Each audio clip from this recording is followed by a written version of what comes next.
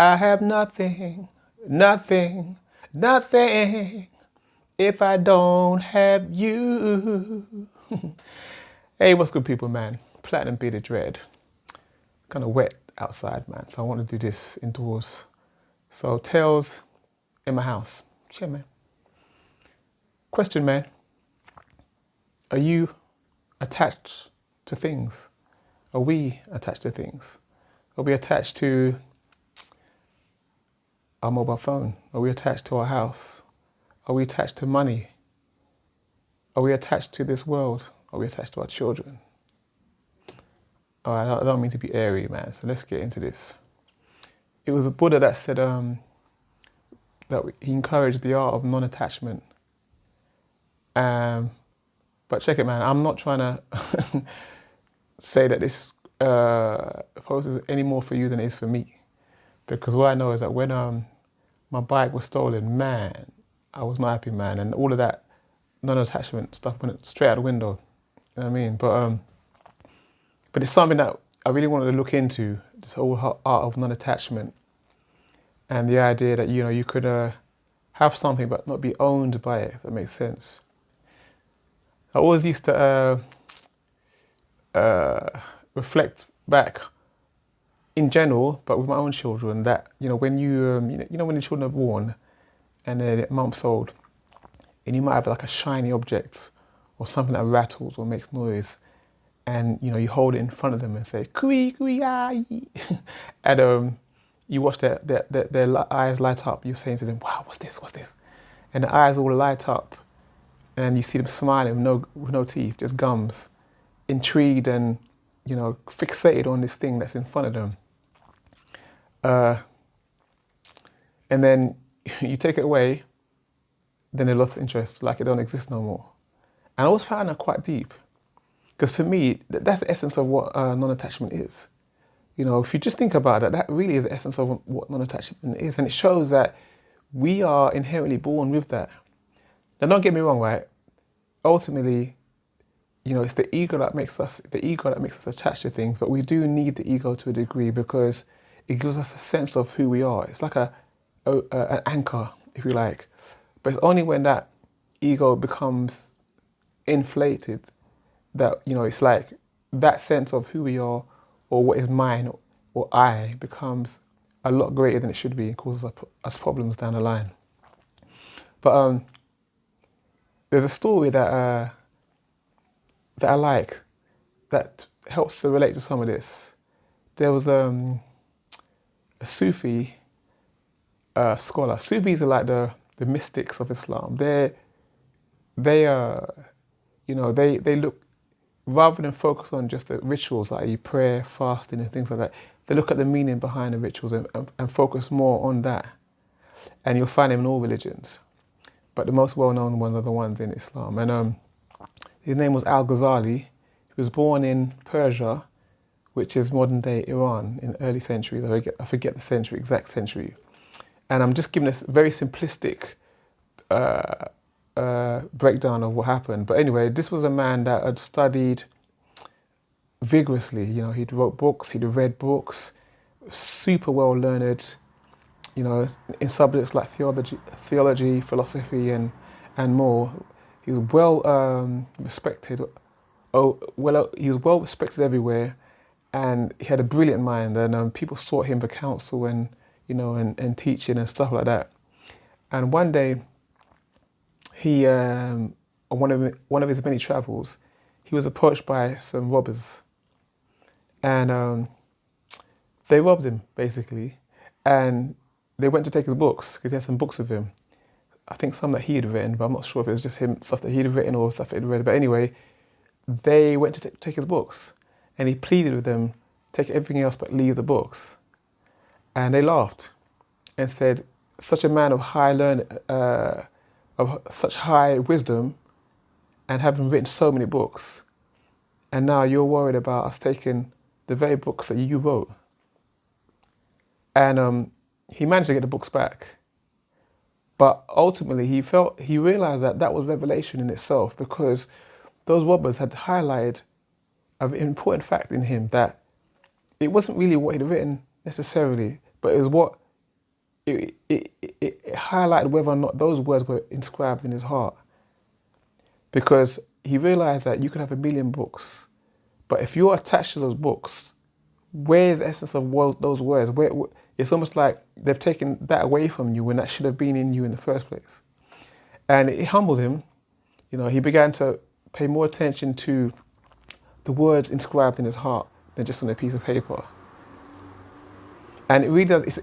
It's like it's an eye opener. It's an eye opener for all of us because, you know, there are more and more, especially in the world today with the whole social media thing, and you know, there's more and more reasons to be distracted now, and that ain't by accident. But either way, what's happening now is that we're becoming more and more alien to our very selves. It's almost like we're millions of miles away from home. Home being the center of where we came from, because there's 1,000,001 distractions, and it's getting more and more difficult to stay centered where the real power and the guidance is, especially for the younger ones now, because this is all they know. You know, the whole social media world of being, you know, likes and comments, and it's getting even harder. You know, one thing I would definitely want to relay back. In fact, before I even get there, I remember when my children were born, and they're twins. So imagine they're in the ward, and because twins, triplets, quadruplets, whenever there's multiple births, there's always a lot of activity going on in the ward. I think maybe because, you know, there's always a high risk factor in terms of fatalities and things going wrong. But anyway, I counted, there was like 15 nurses and doctors running around the ward while their mother was, you know, getting ready to deliver. But anyway, give thanks, they came out and watched it all and all that stuff like that, and they were healthy and stuff. And we took them home, and I just observed them. I watched them, you know, crying a lot. The only things they wanted was food, milk, that is, breast milk, comfort, and sleep. And that's all they wanted: food, comfort, and sleep. And so I watched them. Then I watched them go from that to those three things plus shiny objects and little toys and rattles and stuff like that. Then I watched it go from that to Thomas the Tank Engine. I watched it go from that to Spider-Man toys and stuff. And they're still young, they're only 11, but now I'm watching them go from that to PlayStation, PS2, whatever they call it. PlayStation, I'm not down with all that, but yeah, PlayStation and all these new gadgets. And I found it fascinating because if you take any of those things away from them, i.e. iPad, World War III. Parents get my meaning, man. But look how it started. That journey from the basics to now, these things, if you take them away from them, there's trouble. Now this is for us as adults, not just the children, because we're all doing the same thing. It doesn't matter what it is. Take something away from us, then there's a problem. And the ultimate loss is the loss of a loved one, which that's another post because that's such a deep subject. But the point I'm trying to make is, somewhere along the line, those things became more important to the point whereby it was extreme. And they became more and more and more. Now, I'm not saying, like I said earlier on, we need a sense of, I won't call it ownership, but connection to things, because otherwise, people just take things away from you and you'll have nothing, because you can't even survive like that. You need to have an anchor, if you like. What I said earlier about the ego gives us an anchor. But somewhere along the line, those things have become exaggerated, those needs have become exaggerated, i.e. when I lost my bike. Oh no, when my bike was stolen. And that's where the problem comes. So how do we even practice the art of non-attachment? Now, I don't claim to be no Buddha or guru or anything like that, because I've already told you that my bike was stolen. I was not happy, man. I was ready to, but anyway. But one thing I would suggest, go back to what I was saying, those three things that my children and babies in general required for, all they wanted was food, comfort, and sleep. Now, if you look at those three elements, where do they really come from?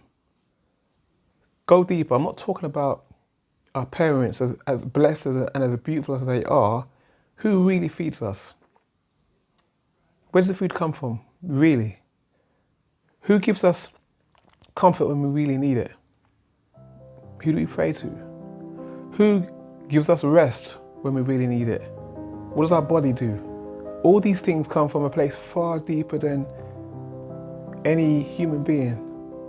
And that is what we need to really tune in on a daily basis as often as we can, because then it starts to put everything into perspective. And when we start to lose, quote unquote, things that we thought, was ours, quote unquote, it gets easier to accept and let slip away and realize that the very thing that provides those things is the real thing that is eternal and lives. And that's the thing you want to cling to make the process easier, because ultimately we're always losing something. Even the cells in our body are dying every day. So it makes it easier to understand and make that transition. I mean, you can say, this is my mobile phone, this is mine. But even if you could hold on to that mobile phone physically for 50 years, over that time, your bones are going to get frailer. Your skin is going to get more wrinkled. Your grip, the muscles in your grip are going to get weaker. And ultimately, that mobile phone is going to fall out of your hand. That's just a simplistic example to show us that no matter how much we try, we can't hold on to anything anyway. So once again, it makes more sense to look to and hold on to that very thing that provides us, that quiet, silent presence that provides us, that gives us more hope than these things that come from other human beings who have the same dilemma as us. Hope that makes sense, man. But anyway, let me just end with a quote, I think it's a beautiful quote. Going back to the Sufis again, they said, when children are born and they're crying and you see, the doctors, sometimes they still do it, hold them upside down and smack them on the bum to get them to breathe, whatever, to stimulate the crying. But the science says that babies cry because, the lungs need to kick in and start working. And also because they're in maybe all the activity going on around them. And I'm sure that is true, definitely. But the Sufis, they give a slightly different, more spiritual interpretation. They say human beings cry because we've come into a world that's alien to them, from a world that was comfort, a world that was home to them, a world where they felt safe. And now they're in this completely strange place. So that brings fear, hence the crying. And then as we become adapted to this world and attached to this world, then we cry once again because we don't want to leave it all. Anyway, man, what's your thoughts, man? And are you attached to things? Platinum Bearded Dread tells in my house. Oh yeah, don't forget, man. Hit the like button, subscribe or something, and we'll do this again. Cheer, man.